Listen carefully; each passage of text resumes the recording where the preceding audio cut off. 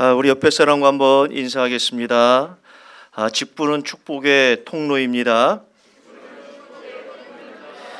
우리 치유 선교 7주년을 진심으로 축하드립니다. 코로나로 예배에 어려움이 있었지만 그럼에도 불구하고 이름도 없이 빛도 없이 헌신 충성한 모든 사역자들, 특별히 교육자, 장로님들, 권사님들, 지사님들 감사를 드립니다. 여러분들의 수고와 또 기도 헌신을 통해서 우리 치유 중독 선교회가 날마다 부흥되어지기를 원하고 또 부흥되어졌고 또 부흥되리라 믿습니다. 이런 믿음으로 도전하는 여러분 되기를 바랍니다. 저는 주일 아침에 기관 또 렘넌트 모든 부서의 주보들이 제 책상에 다 올라옵니다. 일일이 다 보거든요. 왜냐하면 우리 담임 목사님이 토요일 날 다 보시고 일일이 보시고 기도하시거든요. 그래서 저한테도 이제 옵니다. 제가 중독 치유 이 주보를 볼 때마다 참 은혜가 돼요. 참 은혜가 됩니다. 제가 오늘도 아침에도 보고 또 여기 보면서 참 은혜가 돼요. 여기에는 가슴이 있고 눈물이 있고 또 사역이 있고 미래가 있고 비전이 있구나. 근데 볼 때마다 한 가지 약간 부족한 게 하나 있는데 그건 뭐 여러분 사랑하는 마음으로 얘기하는 거니까 절대 상처받지 마시기 바랍니다. 뭐냐면 중앙에 강단의 말씀, 저번 주 강단 말씀 있잖아요. 강단 말씀을 조금 세밀하게 좀 기록을 했으면 좋겠어. 그래서 그걸 모든 사역자들이 매일 읽고 묵상할 수 있도록 제가 몇 년 전에 캠페인을 하나 했습니다. 그 캠페인이 뭐냐면 온 성도들은 30분 전에 예배당에 앉아있자. 오자. 그리고 그날 선포될 말씀, 오늘 특히 야고보서 1장 19, 25절의 말씀을 10번 읽자. 10번. 여러분 절이 몇 개 안 돼요. 10번 읽는 거는 뭐 5분도 안 걸립니다. 근데 이상하죠? 이 말씀을 읽는 자, 듣는 자, 지키는 자는 복이 있다. 내가 이 성경 말씀을요 중얼거리며 읽는 것 하나님 보실 때 복이라고 그랬어요. 그러면 여러분들 삶 속에서 얼마나 지치고 힘든 일이 얼마나 많습니까? 이 모든 것들을 내려놓고 30분 전에 예배당의 가장 중요한 자리에 앉아서 오늘 선포될 그 말씀을 10번 읽어보세요. 읽고 기도하고 말씀 듣는 것과 헐레벌떡 와갖고서 읽는 거는 앉아 있는 거는 차원이 달라요. 여러분 치유의 시작이 뭡니까? 신앙생활의 기본 원리는 오늘 목사님 선포하셨지 않습니까? 듣기는 속히 하라 이거요. 그래서 제가 새가족용이나 신방할 때 빼놓지 않고 기도하는 게 뭐냐면 하나님 하나의 말씀이 들려지고 중요한 건 깨달아지고 믿게 하여 주옵소서. 이 듣는 것이 신앙생활의 첫 시작이거든요. 듣는 게 복이에요. 하나의 말씀을 듣고자 하는 거 복입니다. 두 번째 뭐냐면 그것을 깨닫는 거예요. 그것도 성령이 역사해 주셔야 돼요. 저는 이게 집에 있으면 우리 아내는 잘 때까지 말씀을 들어요. 잘 때까지.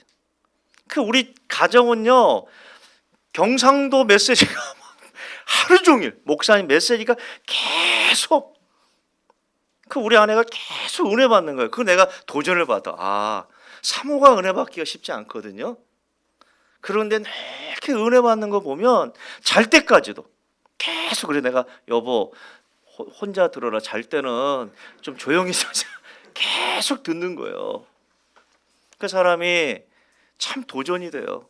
제가 몇 개월 전에 대교구 이렇게 모임을 했지 않습니까? 대교구 모임을 하는데 그날따라 메시지가 길었어. 메시지를 하는데 저 중앙에서 저 끝에 우리 아내가 X표를 하더라. X표. 저게 뭔가 X표가 뭐지? 끝내라는 거야. 내가 왜 여보 X표 했더니 여보 1절만 해.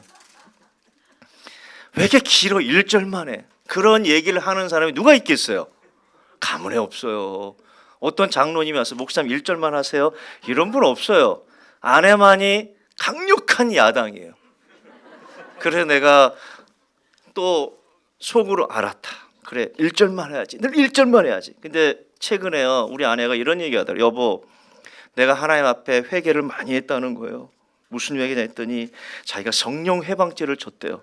아니 이게 무서운 죄를 졌어 했더니 성령이 깨닫게 하더라고요. 남편인 줄 알았는데 남편이 아니라 주의 종인데, 주의 종이 메시를 증거하는 자 뒤에서 X표를 그린 거에 대해서 성령이 그렇게 꾸짖더래요. 기도하는데.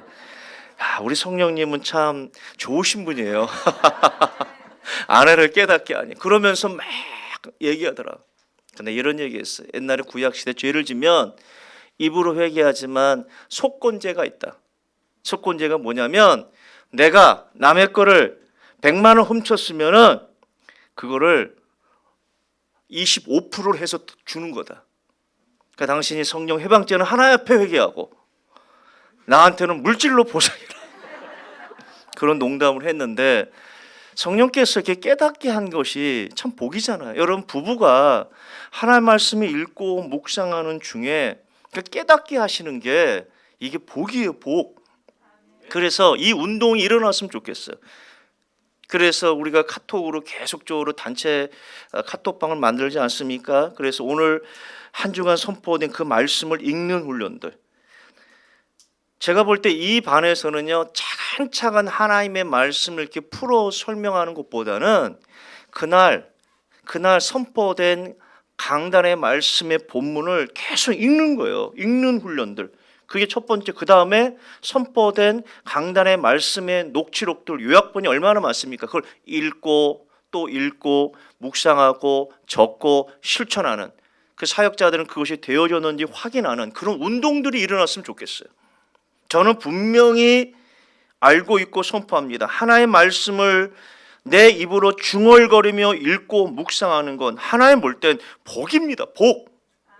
이런 복이 여러분 사실적으로 임하기를 원하고, 주보에도 이 중앙에 강단 말씀을, 매주 강단 말씀을 좀 세밀하게 적고 마지막에는 어떻게 우리 치유 중독이 실천할 것인가, 그런 세밀한 부분도 기록한다면 굉장한 치유의 역사가 일어날 줄 믿습니다. 세상은 힘들다고 사람들이 얘기합니다. 왜 힘드는가? 여러 가지 얘기를 하지만 결국 결론은 뭐냐면요, 예측을 못하기 때문에 그렇습니다. 예측할 수가 없어요. 갑자기 문제가 찾아옵니다. 질병의 문제가, 사업의 문제가, 자녀의 문제가 갑자기 찾아와요. 행복했던 가정에 자녀 문제 와보십시오. 우리 집사님도 이런 고백하더라고요.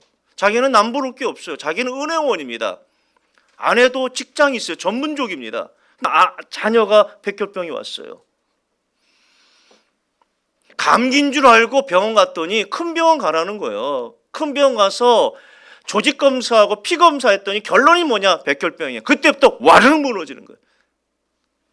강단의 말씀을 통해서 문제는 발판이다, 시작이다 들었지만 이런 문제가 갑자기 찾아오는 순간 그 표현은 맹공이 왔다 그럽니다. 아무것도 보이지 않대요. 이게 세상이거든요. 이런 문제 왔을 때 어떻게 할 것인가? 결론적으로 얘기하면 하나의 말씀에 민감한 사람들은 그 문제 앞에서 기도의 자리로 갑니다. 기도의 자리로. 우리 어머님이 암 선고를 40대에 받으셨거든요. 그때 저는 기억합니다. 병원에서 3개월 산다고 그랬거든요. 3개월 삽니다. 치료해 줘야 되는데, 수술해 줘야 되는데, 방사능해 줘야 되는데 아무것도 안 하고 약도 하나 주지 않고 맛있는 것 많이 해드리세요. 그 한마디 의사가 하고 퇴원했거든요. 그러고 나서 제가 본 것은 아무 얘기도 안 하고 입으로 표현도 안 하고 그 골방에서 이제 싸우기 시작하는 거예요. 기도로 싸우는 거예요. 그 통증이 얼마나 심했겠어요. 온몸에 암이 전이돼서 그 통증은 상상을 못 하는데 그 골방에서 뼈가 이 부딪히는 고통, 그러면서 이와 이가 막 그 악물고 그 통증 참으면서 기도하는 모습을 본 거예요. 아, 문제가 오면 저렇게 하는구나. 어려움이 오면 저렇게 기도하는구나. 그걸 어릴 때부터 본 거예요. 이번에 추석날 제가 예배를 인도했습니다. 오랜만에 인도했어요. 왜? 다 목사님들이라 제 순서가 안 와요. 목사님들이 많아갖고 1년에 설이 뭐 몇 번 있습니까? 생신이 몇 번 있어요. 거의 20년 동안 순서가 안 와. 맨날 해봤자 축도나 대표기도야. 설교를 해본 일이 없어. 올해는 제가 이 설교 담당이라. 긴장하는 거. 왜? 목사님들과 사모님 앞에서 설교하는 거 어려워요. 그래서 준비를 하고 강단에 봤자 이 상에 딱 기도하는데 가족들이 한 수명 모였잖아요. 근데 이제 감동받은 게 뭐냐면 우리 어머님이 봉투에다가 감사헌금을 제 성경책에 올려놓더라고. 처음 봤어. 아마 매형들이 설교할 때는 안 했는데 아들이 설교하니까 특별한가 봐. 그 봉투를. 그 내가 이거 뭐예요? 그래서 돌렸더니 아들이 아니라 주의 종으로 내가 헌금한다더라. 거기에 제가 너무 감동이 돼. 이제 87세인데 하나님의 생명을 이제 40년 연장시켜 주셔서 이제 87세예요. 그 어르신의 그 감사헌금을 보면서 참 가슴이, 아들인데, 그렇죠? 아들이라고 생각하는 게 아니라 주의 종으로 생각하는 그 모습을 보고 제가 너무 감동이 돼요. 그래, 이렇게 살아야겠구나. 많은 말씀을 안 하시는데 문제와 사건이 오면 기도하는 모습, 문제와 사건이 오면 찬양하는 모습, 문제와 사건이 올 때마다 늘 메시지를 잡고 기도하는 모습들을 보면서 말씀은 많이 안 해도 제 생각과 마음속에 각인이 된 거예요. 이것이 복음 잡은 자가 문제 오면 나타나는 반응인데 대부분 사람들은 그렇지 않죠. 제일 먼저 나오는 것이 입술의 범죄입니다. 원망의 방법이에요. 사람은 참 묘하지요. 어려울수록 더 기도하고 예배에 성공하는 것이 아니라 원망과 탄식과 저주가 너무너무 나오는 거예요. 그래서 남는 것은 단절입니다. 하나님과의 단절, 예배와의 단절, 사역과의 단절. 더 중요한 건 영적인 단절뿐만 아니라 자녀와의 단절도 찾아오는 거예요. 20년 대교구 하면서 너무 많이 봤어요. 왜 아버지와 아들은 만나면 서먹할까? 굉장히 서먹하다더라고. 아니 왜 아들하고 서먹해요? 아니 아버지하고 딸하고 둘이 있는데 왜 서먹해요? 누가 이렇게 만들었습니까?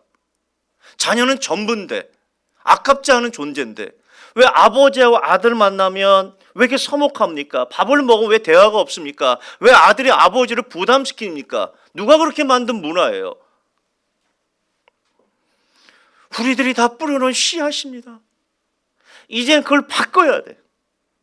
개혁해야 된다고요. 그래서 이 자리가 새로운 시작이 되길 바랍니다. 저는 오늘 예배를 드리면서 너무 은혜를 받았어요. 결론적으로 목사님이 소니의 창업자 모리타 아큐오 예를 들면서 이런 말씀을 하셨어요. 우리 회사는 신입사원을 뽑을 때 당연히 이력서를 받습니다. 그러나 회사에 입사하고 난 후 이력서를 불태워버립니다. 그러면서 뭐라고 말씀하셨죠? 교회는 세상의 이력서, 과거의 이력서를 불태우는 곳이다. 나는 너무 은혜가 받은 거예요. 그렇구나. 나나 여러분이나요, 과거의 이력서가 있잖아요. 아픔의 이력서가 있습니다. 아니 예원교회 올 때 아픔 없는 사람이 누가 있어요? 아니 가정의 이력서에 아픔이 없는 사람은 누가 있겠습니까? 그것 때문에 여기 온 거예요. 그것 때문에 예원교회에 온 겁니다. 근데 왜 우리가 과거의 이력서 때문에 괴로워하고 슬퍼하고 낙담하고 스스로를 미워합니까? 하나님은 불태웠어요. 이제 새로운 시작입니다. 새로운 출발이에요. 새로운 영적 이력서를 여러분들이 써 내려가야 돼요. 아버지와 아들과의 상처의 이력서를 씻어버리고 새로운 이력서, 이제 아버지와 아들과 포럼하고 기도 제목을 나누고 그런 이제 새로운 이력서를 써 내려가야 되잖아요. 이 일에 하나님이 여러분들을 부르셨습니다. 그래서 우리는요, 다른 교인과 다르게 어떻게 신앙생활을 해야 되냐면 개척자의 정신을 가지고 신앙생활을 하셔야 돼요. 개척자의 정신, 남들보다 더 기도해야 됩니다. 남들보다 더 하나님의 말씀에 집중해야 돼요. 남들보다 예배 더 집중해야 됩니다. 성도는요 20분 전에 예배당에 온다면 여러분들은요 최하 40분 전에 예배당에 가서 간절히 기도, 하나님 우리 가문의 그 정신의 이력서, 중독의 이력서, 미움의 이력서, 원망과 불평의 이력서를 하나님이 불태워 줬으니까 이제 새로운 이력서를 써 내려가는 내 이 일에 내가 개척자의 정신을 가지고 나가게 하여 주옵소서. 이런 기도가 있어야 돼요. 이런 기도가 되어지는 여러분 되기를 예수 그리스도의 이름으로 축복합니다. 첫 번째입니다. 모세의 설교입니다. 오늘 이 본문의 말씀은 모세가 약속의 땅 가나안에 들어가기 전 2개월 전에 모압 땅에서 했던 세 편의 설교입니다. 그것이 신명기예요. 신명기는 설교입니다. 설교. 40년 전에 이스라엘 백성은 이제 430년 애굽에서 탈출한 겁니다. 그리고 45일 만에 시내산에 도착했어요. 시내산에 11개월 20일 동안 머뭅니다. 하나님은 그때 제일 먼저 십계명을 주셨어요. 그리고 율법을 주셨습니다. 그리고 모세에게 성막에 대한 설계도를 줬어요. 그 설계대로 이스라엘 백성이 어떻게 합니까? 성막을 제조했습니다. 그래서 출애굽한 지 2년 1월 1일 날 성막이 완공된 거예요. 그리고 2월 1일 날 하나님 모세에게 명령합니다. 20세 이상 전쟁에 나갈 만한 남자를 계수해라. 그랬더니 60만 3,550명이 계수된 거예요. 남자만. 여자까지 합치면 120명이에요. 그것이 40년 전에 시내산에서 인구조사한 거예요. 20세 이상 된 사람이 120만이 넘는 겁니다. 근데 40년이 흐른 후에 이제 모압 평지에 도착한 겁니다. 이제는 요단강을 건너면 가나안 땅이에요. 120만 중에서 모세와 여호수아 갈렙만 모압 평지에 도착한 겁니다. 모세도 2개월 후에 죽어요. 모세는 죽기 전 2개월 전, 즉 출애굽한 지 40년 11월 1일 날 출애굽 2세대를 모아놓고 세 편의 설교한 겁니다. 그게 신명기예요.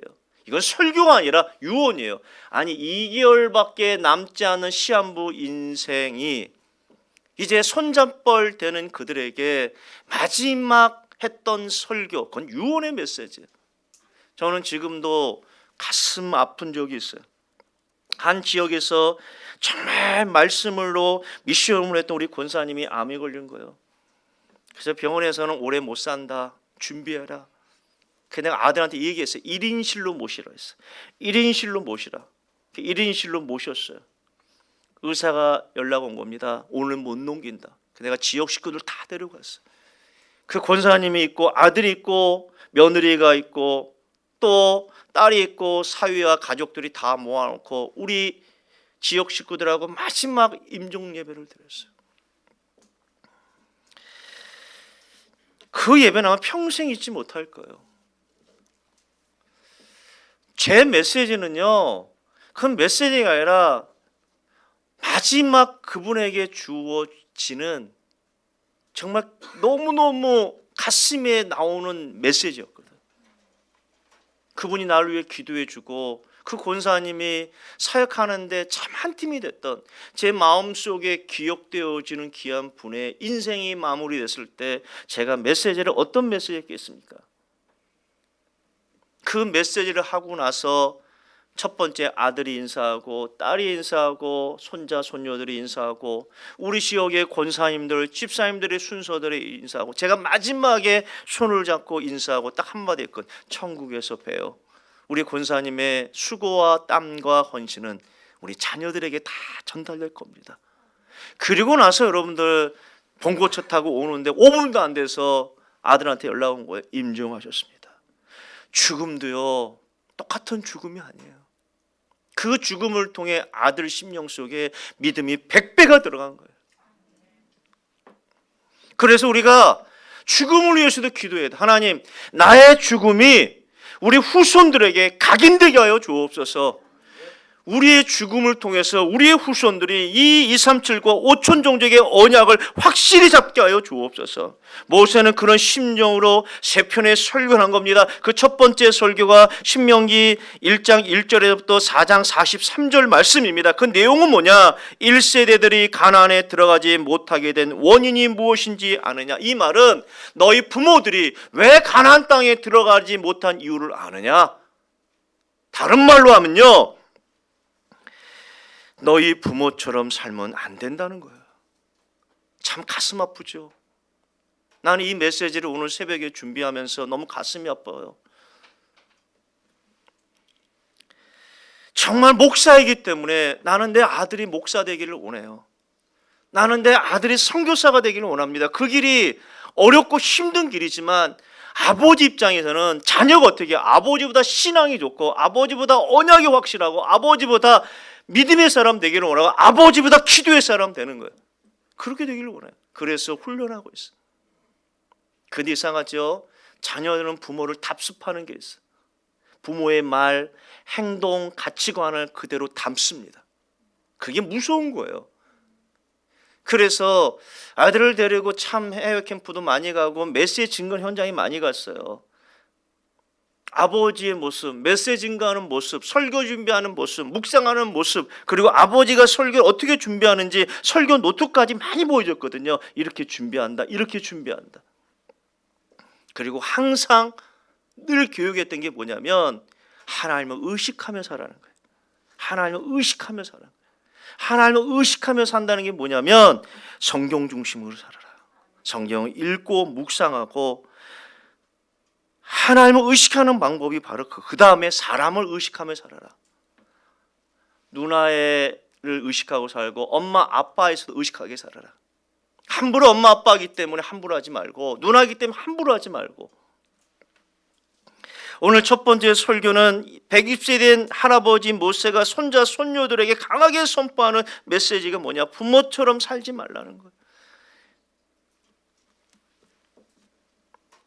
이것이 남은 2개월밖에 안 된 모세가 지금 출급 2세대를 모압 평지에 모아놓고 하는 메시지의 핵심이에요. 두 번째 설교는 4장부터 26장까지입니다. 그런데 우리는 이 두 번째 모세의 설교를 통해서 제가 일일이 다 찾아보니까 모세가 이 세 개의 동사를 반복적으로 사용하는 것을 볼 수 있어요. 그 첫 번째 동사가 뭐냐면 잊지 말아라. 12번을 사용한 거예요.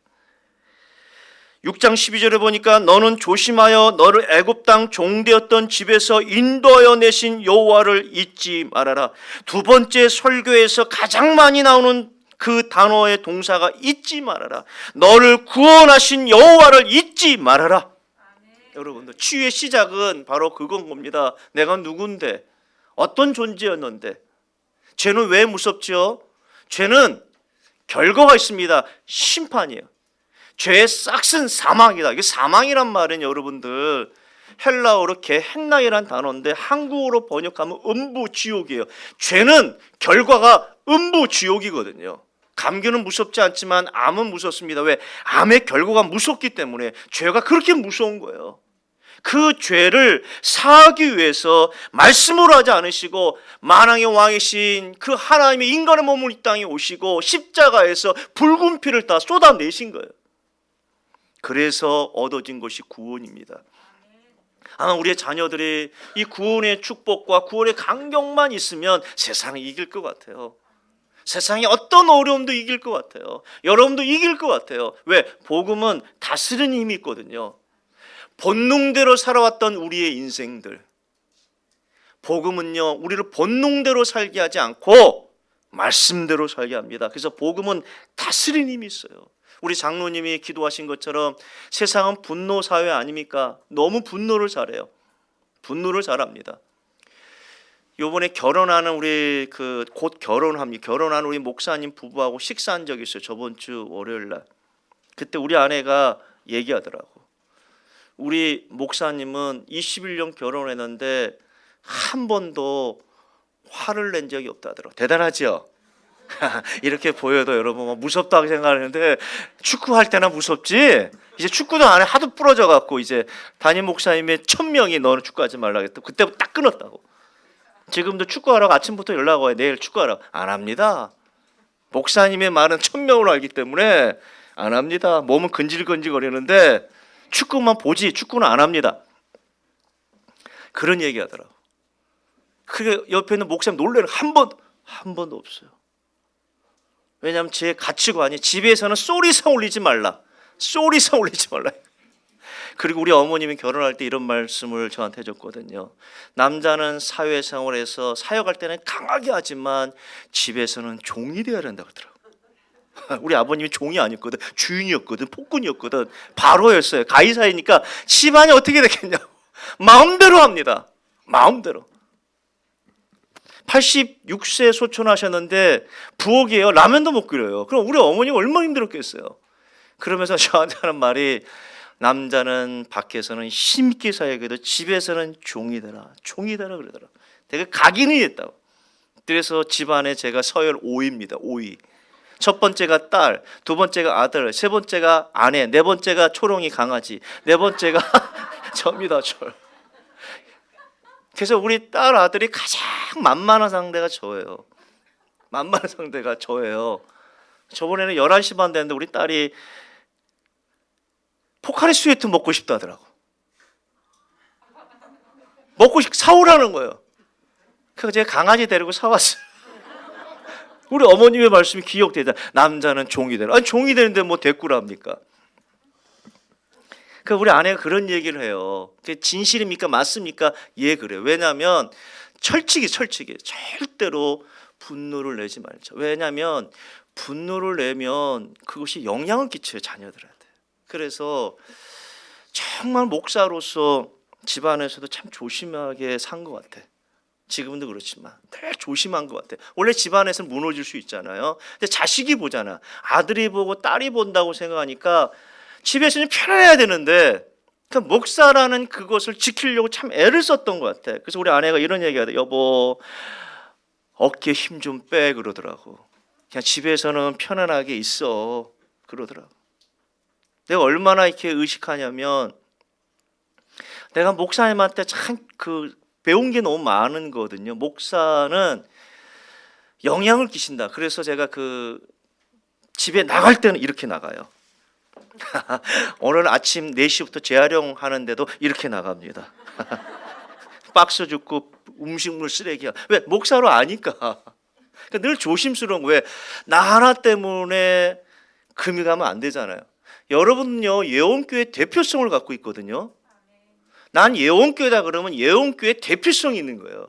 여러분의 말 한마디 행동을 잘못하면 가정에서도 예원교회 대표성이 있는 거예요. 그러니까 이걸 의식하며 사는 것이 끼어있는 사람이에요. 두 번째 단어는 기억하라. 15번 나와요. 너는 광야에서 내 하나님 여호와를 경노하게 하던 일을 잊지 말고 기억하라. 왜 너희 부모들 향해서 하나님께서 심판했는지 기억하라. 왜 너희 부모들이 이 모압 병지에 한 명도 없는지 기억하라. 왜 그렇습니까? 멋대로 산 거예요. 하나의 말씀이 주어졌어요. 시내산에서 모세를 통해 하나의 말씀이 주어졌을 때 그들은 하나같이 입으로 고백했습니다. 내가 하나의 말씀에 순종하겠습니다. 그렇게 말하고 나서 문제와 사건이 되면 제멋대로 말하고 제멋대로 행동하고 제멋대로 산 거예요. 하나님이 광야에서 너희 부모를 향해서 경노하게 하던 일을 잊지 말고 기억하라. 하나님이 가장 싫어하는 것은 불신앙이에요. 불신앙이라는 건 내 마음에 불신앙이 있기 때문에 말과 행동으로 나오는 거거든요. 그래서 말씀이 각인되어지는 거예요. 나는 어떤 부서보다 이 부서는요, 하나님 말씀을 더 많이 듣고 그리고 공책에 적고 그 다음에 그걸 가지고 기도해야 돼.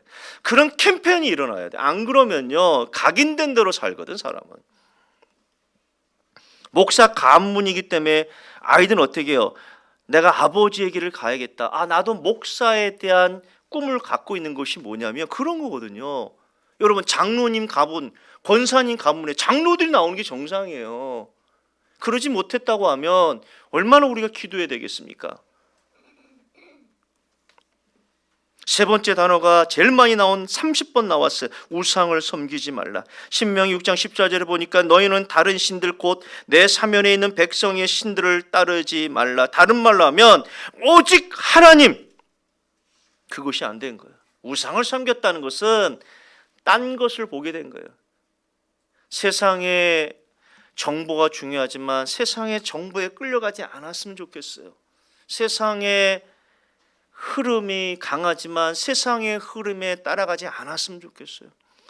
세상의 언어도 중요하지만 우리는 그리스도의 언어가 있기 때문에 그렇게 살았으면 좋겠어요.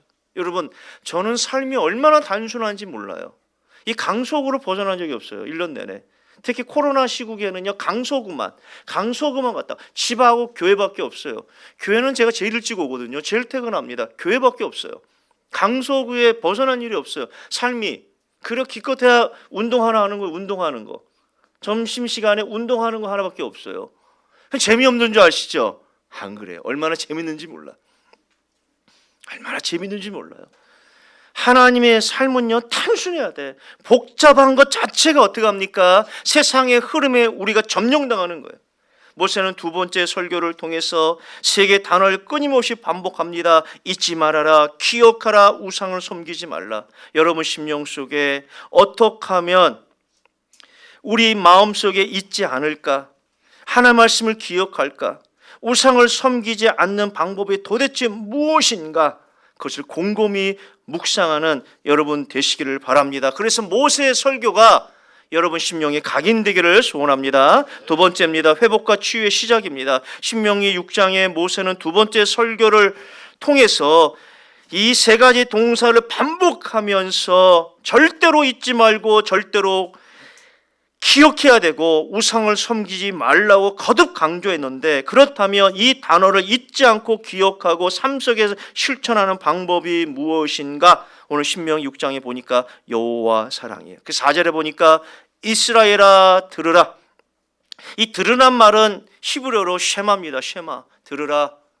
가슴판에 새겨라. 각인 뿌리 체질되라. 뭘 각인하고 뭘 뿌리 내리고 뭘 체질하느냐. 5절에 보니까 너는 마음을 다하고 뜻을 다하고 힘을 다하여 내 하나님 여호와를 사랑하라. 다른 말로 하면 오직 말씀으로 체질하라는 거예요. 여러분 강단의 말씀에 집중한다는 건 여호와를 사랑하는 거예요. 하나님은 여러분 직접 말씀하지 않으십니다. 꿈을 통해 말씀하지 않습니다. 환상을 통해 말씀하지 않습니다. 하나님은 주의 종을 통해 강단을 통해 선포하는 거예요. 강단의 말씀은요, 하나님의 말씀이에요. 그 말씀을 듣는다, 깨닫는다, 믿는 것은 하나님을 사랑하는 거예요. 그럼 구체적으로 어떻게 힘을 다하고 뜻을 다하고 마음을 다하고 여호와를 사랑하는 것인가? 그 첫 번째가 모세는 이렇게 얘기합니다. 율례와 법도를 지켜라. 율례와 법도를 지키라는 것은 오늘 이 시대에 말씀을 듣고 실천해야 돼요. 말씀을 듣고 실천해요. 여러분 예언의 강단이 여러분들 정말 하나님의 음성이고 말씀이에요. 하나님 말씀을 듣는데 우리가 헐레벌떡 와야겠습니까? 저는 어제 9시에 딱 들어오는, 무조건 토요일은 9시입니다. 그리고 주일날에는 6시 30분이 딱 교회 도착합니다. 그럼 미리 메시지가 와요, 저한테. 다 우리가 준비하거든요. 목사님 메시지가 떨어지면 그걸 타이핑해서 그걸 어떻게 합니까? 다 요약을 해서 저한테 옵니다. 그럼 일일이 점검합니다. 그럼 너는 점검할 때 몇 번 읽어요. 묵상합니다. 그리고요, 그 메시지 듣기 전에 뭡니까? 벌써 그 요약본이요 새카매요. 빨간색, 파란색, 노란색 새카합니다. 그런 마음으로 설교를 듣고 예배를 드리는 것과 그렇지 않고 드리는 거 달라요. 예배를 위해서 9시면 무조건 들어놓으세요. 잠이 안 와도 눈을 감아요. 불 다 겁니다. 이게 어머니한테 배운 거예요. 그리고 주일날 헌금할 거는 미리 준비합니다. 헌금도, 주일 헌금도 제가 목사님한테 배운 건데, 내가 한 주 동안 가장 귀한 분, 가장 존귀한 분, 그런 분한테 식사 대접을 하잖아요. 식사 대접할 때 어느 선에서 나는 내 수준의 식사 대접할까? 그 정도로 주일 헌금을 52주 준비하거든요. 헌금 준비하고 양복은 여러분들 미리 다 데립니다. 데려주는 거 없어요. 왜 데려달라고 합니까? 신혼 때부터 저는 데려주는 게 없어. 내가 몇 년 전에 우리 오경성 목사님하고 그 중국의 신학원을 가서 신학원 갔는데 같은 방을 썼어요. 같은 방에 썼는데 가방을 열더니 오경성 목사가 막 신경질 내더라고. 왜 그랬더니 가방에 뭘 안 넣었다는 거예요. 깜짝 놀랐어. 아니 왜? 사모가 안 넣었다는 거예요. 아니 그걸 왜 사모가 넣어줘? 자기 쓸 걸 본인이 넣어야지. 막 신경을 내는 거예요. 별거 없어. 뭐 기쏨이야 기쏨. 그걸 사모가 안 넣었다는 거래요. 나는 충격받았어. 15년 살면서 한 번도 해주니 왜 내 물건을 아내가 짜주냐고요. 내가 쓰는 건데. 나는 모든 남자가 자기가 싸는 줄 알았어. 근데 아니더라고. 막 목사님 어떻게 아내를 교육시켰습니까? 그러더라. 아니 어떻게 그런 인생을 살까? 부럽기도 하면서 억울하면서 저는 그렇게 못해요. 못 됐는지 내가 쓸 걸 어떻게 아내한테 합니까? 그래서 오자마자 어떻게 합니까? 옷을 이거 다 데린 거예요. 내가 와이셔츠 다 내려 넥타이까지 싹 데려갖고 딱 거실에 딱 놔둡니다. 왜냐하면 새벽에 나올 때 불 켜면 난리 나잖아요. 주무시는데 깨우면 그렇잖아요. 의식하고 살아야 되거든. 아내도 절대로 불 켜지 않습니다. 고양이보다 더 사뿐히 거실에 와서 싹 준비합니다. 뭐 드라이만 하잖아. 그런 거 어디 안방에서 합니까? 아니 새벽에 자는데 드라이하면 아내가 깨잖아요. 여러분 그렇게 사십니까? 회개하셔요. 그래서 부엌에 저쪽 봐 거실에서 조용히 가자. 드라이기도 가장 크게 안 하고 중간으로 다 준비하고 머리에서부터 이 머리 올리기가 쉽지 않습니다. 머리가 하는 사람이 이거 올리려면 시간이 걸려요. 많은 작업과 기술과 노하우가 필요합니다. 이거 올리는데 이것도 쉽지 않아요. 머리카락 하나 나오는 건요 신경 나거든. 탁 올리려면 시간이 오래 걸려. 그럼 몇 시에 일어나야 됩니까? 그래 딱 준비하고 구두 깨끗이 여러분 내 구두에 흠난 거 봐서 먼지 쌓인 거 없어요. 토요일 날 다 4,000원 주고 다 닦고 주일 날 그게 다 배웠어. 그리고 어머님이 하던 방법이라 사람은요 그렇게 무서운 거예요. 이게 습관이 여러분. 근데 이상하죠? 내 아들놈이 똑같이 해. 그러니까 무서운 거예요. 율례와 법도를 지켜라. 하나의 말씀을 듣고 실천하라. 왜 그러냐면 6장 13절에 보니까 3절에 보니까 복을 받는다고 그럽니다. 복을 받는다. 이게 얼마나 큰 축복입니까? 복을 받는다는 거예요. 오늘도 야고보서 1장 25절에 분명히 말씀하셨잖아요. 하나의 말씀을 듣고 실천하는 자 복을 받을 것이다. 왜 복 받는데 우리가 거절합니까? 아니 복이 이렇게 있는데 이렇게 강단을 통해서 복을 받는 길을 제시해 주는데 왜 세상의 소리에 민감하고 세상은 거의 대부분 거짓말이거든요. 복을 얘기하지만 그게 복입니까? 결혼하면 복이라고 하는데 그럼 왜 이혼율이 높습니까? 아니 사랑하는 남자와 여자가 결혼하면 복이라고 하는데 행복이라고 얘기하는데 20년 30년 살아본 사람들 물어보십시오. 결혼이 복이냐고 그렇게 말하는 사람 없어요. 어떤 집사람이 그러더라고. 결혼한 지 5년 됐는데 제일 행복한 날이 언제냐 물어보니까 아내하고 자식이 처갓댁 가는 날이 가장 행복하다더라고. 그런 얘기하더라. 5년밖에 안 살았는데 율례와 법도를 지키면 복이 임한다고 말합니다. 그래서 여러분들 하나님의 말씀을 듣고 실천하면 복을 받아요. 여러분 자녀들이 하나님의 말씀을 듣고 실천하면 우리의 자녀들이 복을 받아요. 이걸 적용하는 여러분 되길 바랍니다. 두 번째가 뭐냐? 후손들에게 가르쳐라. 우리는 한이 있잖아요. 여기 계신 분들은 제가 볼 때 다 한이 있고 영적 스토리가 있어요. 아마 여기에 계신 모든 분들이 이 자리에서 포럼하라 그러면 3박 4일 할 겁니다. 그 마음에 남들한테 얘기하지 못하는 아픔의 스토리, 눈물의 스토리, 한 맺힌 스토리, 과거에 내가 나쁜 이력서를 썼던 그 스토리가 있을 겁니다. 이제는 다 불태워졌어요. 이제는 새롭게 시작해야 됩니다. 왜? 나로 말미암아 받은 그 상처들이 누가 제일 많죠? 자녀들이 제일 많거든. 그렇게 하고 싶어서 한 분이 어디 있겠어요. 나도 모르는 사이에 복음을 모르니까 세상의 소리에 민감하고 거기에 따라갔더니 남은 곳은 정신 영적 문제, 가문의 문제, 아픔, 실패 아니었습니까? 이제 새롭게 출발한다면 우리에게 나에게 상처받은 사람들을 향해서 어떻게 해요? 이제는 용서를 구해야지. 용서는요 가해자가 하는 거예요. 그렇죠? 용서는 내가 실수하는 사람이 그 앞에 하는 거예요.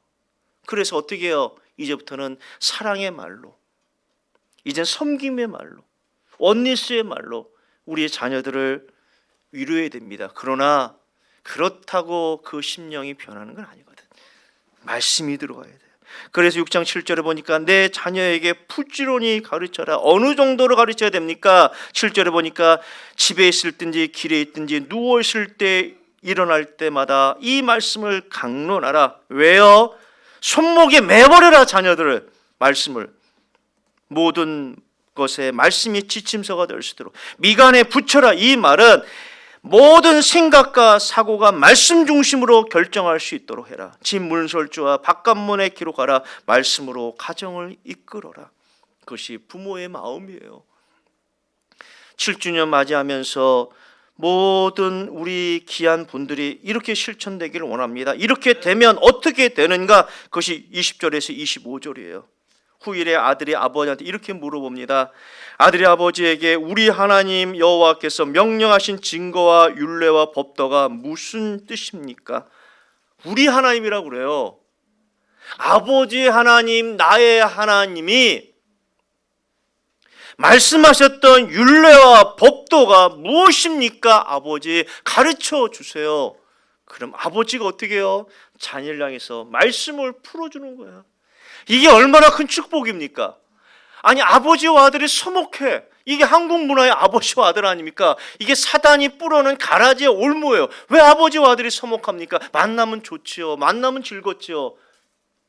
근데 여기서 끝나는 것이 아니라 아버지가 말씀을 풀어 설명해 주는 거예요. 아들이 또 오늘 깨달은 말씀을 아버지 앞에 쫙 증거하는 거예요.